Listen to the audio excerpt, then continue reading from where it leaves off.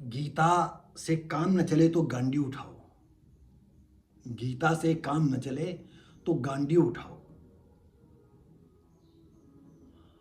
ये बोल हैं आध्यात्मिक गुरु अनिरुद्धाचार्य ने बताई, कही कि सनातन की गहराई देश को हिंदू राष्ट्र और गाय को राष्ट्रमाता बनाने की बात कही।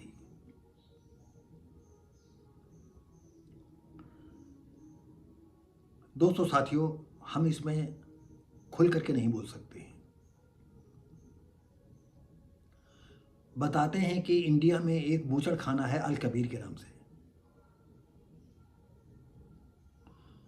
और वहाँ गायों का वध होता है और उसका मांस विदेशों को सप्लाई होता है। और उसके जो नाम तो अल कबीर है, लेकिन उसके जो प्रोप्राइटर, उसके जो मुखिया हैं, इसका जो फ़ायदा लेते हैं वो कोई ब्राह्मण हैं, हिंदू हैं।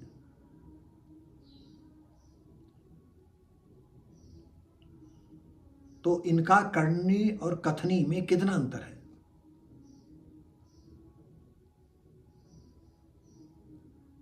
आइए हम अभी थोड़ा ये देख लेते हैं, फिर बाद में हम बात करते हैं आपसे।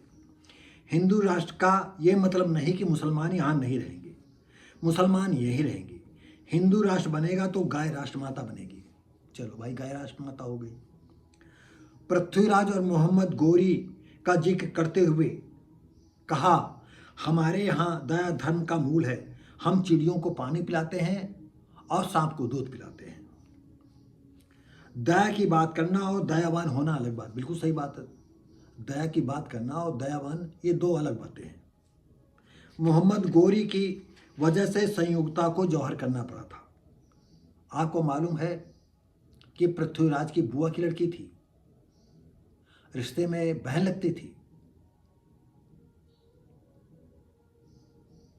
खैर, दिल लगा गधी से तो परी क्या चीज है, ये सब पर होता है।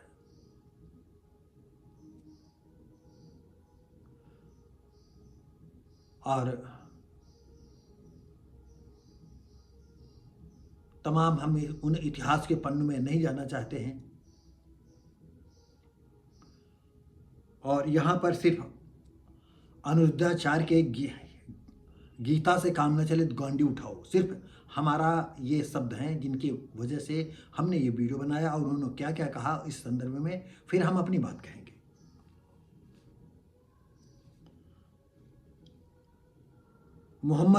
फिर सुनिए, मोहम्मद गोरी की वजह से संयुक्ता को जौहर, जौहर आप जानते होंगे, जौहर का मतलब होता है जिसमें पत्नियां या लड़कियां आग में कूद करके अपने को सुहा कर लेती हैं या अर्थात मर जाती हैं। और जो सामूहिक जौहर होता है, जैसे दो चार एक साथ जलती हैं, तो उनको कहा जाता है जौहर।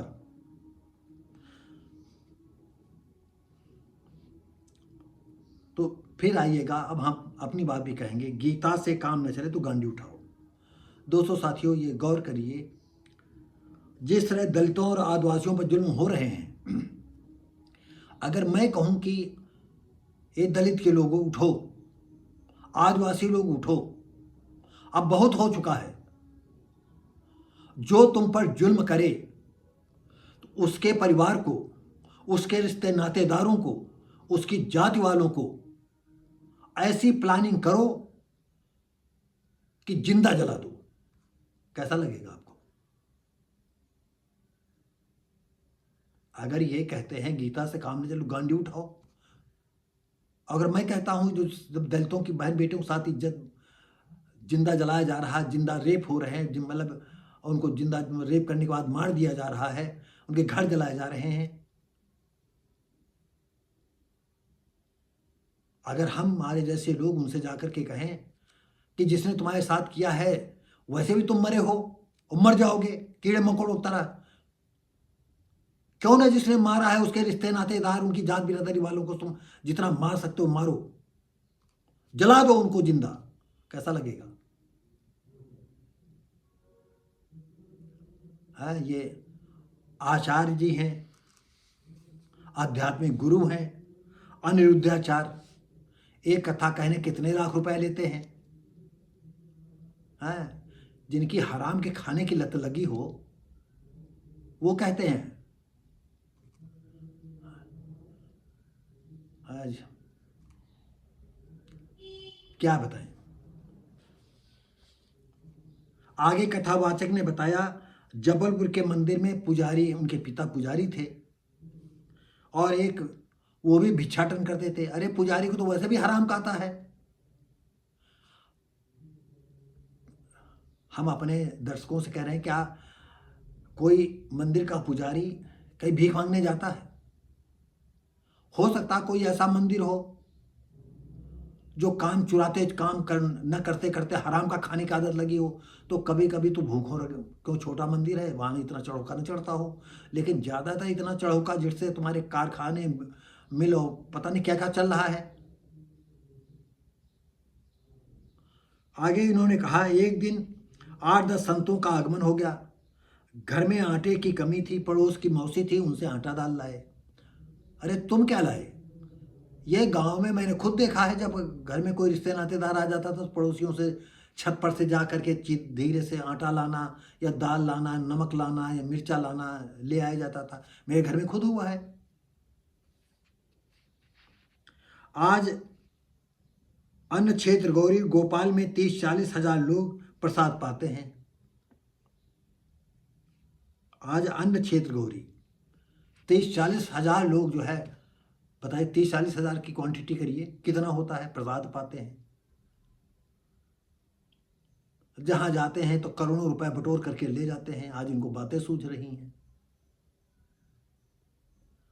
अगर इनसे पूछिए कि एक गाय पाले हो कोई, जिसको बराबर आप दाना पानी खिलाते हो, उसके गोबर करकट उठाते हो ना?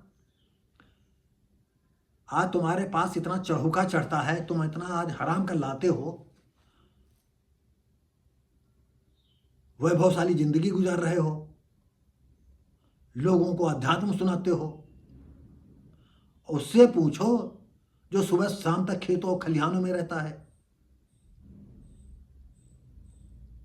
उसकी नहीं तुम सुन पाओगे, क्योंकि तुम्हारी हराम के खाने की आदत लगी है, लोगों को मूर्ख बनाने की। लेकिन जब जनता ही मूर्ख हो तो तुमको क्या कहें? हम भी तुम्हारी जगह होते तो हम भी कहते, आओ बेटा चलो पैर छुओ, हम आशीर्वाद देते हैं। तुम्हारे आशीर्वाद से किसका भला हुआ है, या भगवान के आशीर्वाद से किसका भला हुआ है? खैर, अब इसमें नहीं जाना चाहेंगे।